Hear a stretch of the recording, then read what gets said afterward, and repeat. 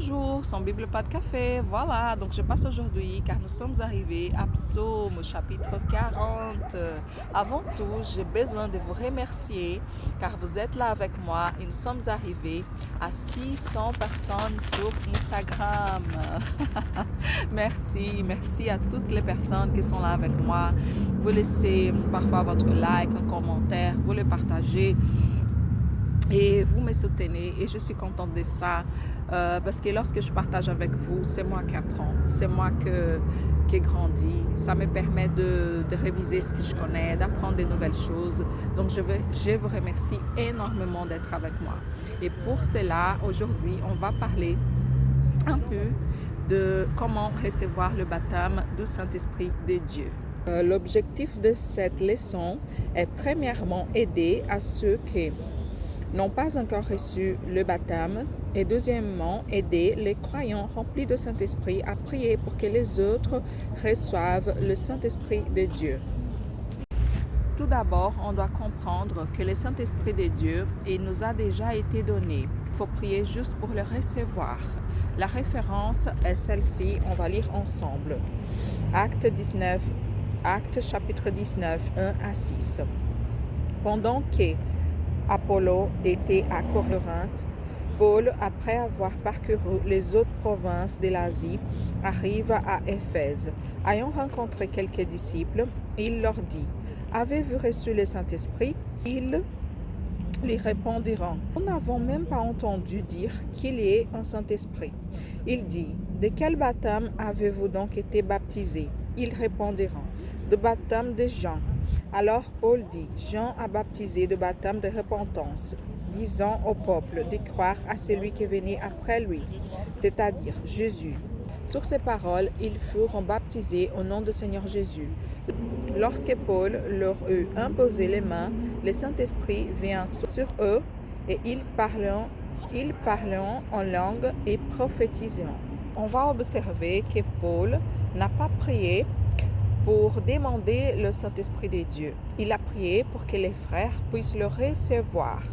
Toutes les personnes qui ont reçu Jésus comme son Seigneur, comme son Sauveur, sont en condition de recevoir le Saint-Esprit de Dieu immédiatement. Ils n'ont pas besoin d'autre chose. Nous voyons ici à cette référence Acte 2, chapitre 37. Après avoir entendu ces discours, ils eurent les cœurs vivement touchés, et ils dirent à Pierre et à autres apôtres: « Hommes, frères, que ferons-nous » Pierre leur dit: « Répentez-vous et que chacun de vous soit baptisé au nom de Jésus-Christ pour le pardon de vos péchés, et vous recevrez le don du Saint-Esprit. » Parfois, on pense qu'on doit d'abord être parfait pour recevoir le baptême du Saint-Esprit de Dieu. Si c'est comme ça, on n'a pas besoin de Saint-Esprit, car c'est exactement celle-ci, la mission du Saint-Esprit de Dieu, de nous aider dans ce processus de sanctification, de purification. Donc, une fois que nous avons reçu le Seigneur Jésus comme notre Sauveur, et nous avons donc eu une repentance de nos péchés, nous avons confessé Jésus, nous avons compris que notre Dieu, il travaille avec des représentants de la même façon qu'Adam a péché et nous tous sommes devenus pécheurs. Le Seigneur Jésus, il a payé la dette de nos péchés, il nous a donné la victoire. Si nous croyons à cela, nous avons confessé Jésus, nous savons que Jésus il a dit: « Je suis le chemin, la vérité et la vie, et personne ne vient au Père qu'en passant par moi. » Donc la seule façon d'arriver à Dieu, c'est en passant par Jésus. Si nous avons confessé Jésus, si nous avons reçu le pardon de nos péchés, nous avons passé par le baptême de repentance, il ne reste qu'à recevoir le Saint-Esprit de Dieu en nous. Et c'est le Saint-Esprit de Dieu qui va nous aider dans le processus de sanctification chaque fois, de jour en jour. Tant qu'on est là, on aura besoin de l'aide du Saint-Esprit de Dieu pour nous approcher, pour nous améliorer à chaque jour. Après, normalement, une personne doit prier pour nous, pour que nous puissions recevoir le Saint-Esprit de Dieu. Il ne faut pas exactement que ce soit un pasteur, un missionnaire, quelqu'un qui ait un titre à l'Église, mais un serviteur de Jésus, rempli de Saint-Esprit de Dieu, il pourra prier pour nous. Il va imposer ses mains sur nous et on va recevoir le baptême du Saint-Esprit de Dieu. Ce n'est pas obligé que ça soit comme ça. Parfois, ça peut arriver que vous pouvez prier tout seul à la maison et le Seigneur, il pourra vous baptiser, comme c'était mon cas. J'étais en train de prier tout seul quand j'ai reçu le baptême de Saint-Esprit. J'ai laissé mon expérience enregistrée à la dernière vidéo. Si vous n'avez pas entendu, je vous invite à aller les revoir. Donc, vous devez savoir que lorsque vous allez recevoir le baptême de Saint-Esprit, il va vous donner des paroles surnaturelles sur ta bouche. Il ne prend pas le contrôle sur toi. C'est pas le Saint-Esprit qui va parler, c'est à nous de parler. Mais on doit coopérer. Parler en langue, c'est une coopération entre nous et le Saint-Esprit de Dieu. Acte chapitre 2, verset 4, on va lire comme ça. Et ils furent remplis du Saint-Esprit et se mirent à parler d'autres langues selon l'Esprit lui donnait à s'exprimer. Lorsqu'on ouvre nos bouches, on veut parler notre propre mot, notre propre parole, mais on sent que nous avons d'autres paroles d'une langue étrangère qui sort de notre bouche. C'est celle-là l'expérience naturelle de parler en mystère avec Dieu. Et la référence est celle-ci. 1 Corinthiens 14, 12. En effet, celui qui parle en langue ne parle pas aux hommes, mais à Dieu, car personne ne le comprend. Et c'est ton esprit qu'il dit des mystères. Celui qui prophétise, au contraire, parle aux hommes, les édifie, les exhorte, les console. Autre chose importante, si vous avez la crainte, cela peut être une barrière. N'ayez pas peur. Donc, voilà la référence pour cela. On peut les rencontrer quand on va lire. Quel est parmi vous le Père qui donnera une pierre à son fils s'il lui demande du pain? Oui. S'il lui demande des poissons, lui donnera-t-il un serpent au lieu d'un poisson? Ou s'il demande un œuf, lui donnera-t-il un scorpion? C'est donc méchant comme vous êtes. Vous savez donner de bonnes choses à vos enfants. À combien plus forte raison le Père Céleste donnera-t-il le Saint-Esprit à ceux qui le demandent?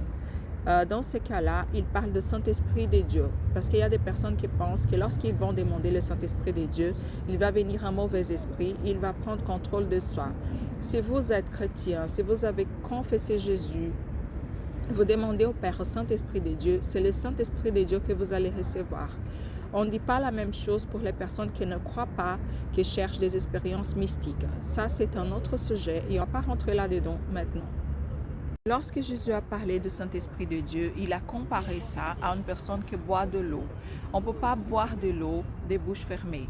De la même façon, lorsqu'on va demander le baptême du Saint-Esprit de Dieu, on doit ouvrir notre bouche. Ça veut dire on doit adorer Dieu, dire à lui comment il est cher pour nous, comment est notre amour pour lui. Parler avec lui, parler, prier, raconter à lui des choses, des belles choses, des bonnes choses. Dans ces cas-là, demandez le Saint-Esprit, demandez le baptême, parlez. Et à ce moment-là, lorsque nous parlons en haute voix, parce qu'il y a des gens qui pensent qu'ils vont prier juste avec sa pensée, en demander le Saint-Esprit. Non, on va parler en haute voix, on va parler avec Dieu et le Saint-Esprit nous sera donné d'une façon où on va parler en mystère avec Dieu. Lorsque vous commencez à parler en langue, ne soyez pas distrait par les autres personnes qui sont à côté de vous. Voilà, donc lorsque vous commencez à parler, si vous êtes à l'église, si vous êtes dans un lieu qui a d'autres personnes, ne soyez pas distrait pour ce que les gens pensent, parce que ça, c'est pas important. Le plus important, c'est l'Esprit de Dieu en nous. C'est la plus belle expérience, l'expérience la plus importante de nos vies. Car avoir le Saint-Esprit en nous, c'est le centre de notre vie chrétienne. C'est en passant par le Saint-Esprit de Dieu qu'on va avoir une relation avec Dieu, qu'il va nous conduire, qu'il va parler avec nous, qu'on va parler avec lui, qu'on va se laisser conduire par lui, qu'on va vivre des belles expériences, qu'on aura une vie extraordinaire dans sa présence. Psaume 40. J'avais mis en l'Éternel mon espérance, et il s'est incliné vers moi, il a écouté mes cris.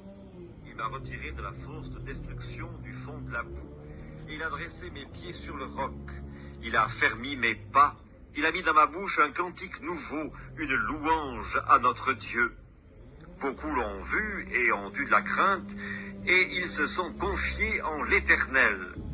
Heureux l'homme qui place en l'Éternel sa confiance et qui ne se tourne pas vers les hautains et les menteurs. Tu as multiplié, Éternel mon Dieu, tes merveilles et tes desseins en notre faveur. Nul n'est comparable à toi. Je voudrais les publier et les proclamer, mais leur nombre est trop grand pour que je les raconte. Tu ne désires ni sacrifice ni offrande, tu m'as ouvert les oreilles, tu ne demandes ni holocauste ni victime expiatoire. Alors je dis, voici je viens avec le rouleau du livre écrit pour moi. Je veux faire ta volonté, mon Dieu, et ta loi est au fond de mon cœur. J'annonce la justice dans la grande assemblée. Voici, je ne ferme pas mes lèvres, Éternel, tu le sais. Je ne retiens pas dans mon cœur ta justice, je publie ta vérité et ton salut. Je ne cache pas ta bonté et ta fidélité dans la grande assemblée. Toi, Éternel, tu ne me refuseras pas tes compassions, ta bonté et ta fidélité me garderont toujours, car des maux sans nombre m'environnent, les châtiments de mes iniquités m'atteignent, et je ne puis en supporter la vue. Ils sont plus nombreux que les cheveux de ma tête, et mon courage m'abandonne. Veuille me délivrer, ô Éternel. Éternel, viens en hâte à mon secours, que tous ensemble ils soient honteux et confus, ceux qui en veulent à ma vie pour l'enlever, qu'ils reculent et rougissent, ceux qui désirent ma perte, qu'ils soient dans la stupeur par l'effet de leur honte, ceux qui me disent « Ah ah !» Que tous ceux qui te cherchent soient dans l'allégresse et se réjouissent en toi, que ceux qui aiment ton salut disent sans cesse « Exalté soit l'Éternel !» Moi, je suis pauvre et indigent, mais le Seigneur pense à moi. Tu es mon aide et mon libérateur, mon Dieu, ne tarde pas. Donc voilà, pour aujourd'hui, c'est ça. Je vous souhaite une belle journée et un bon café.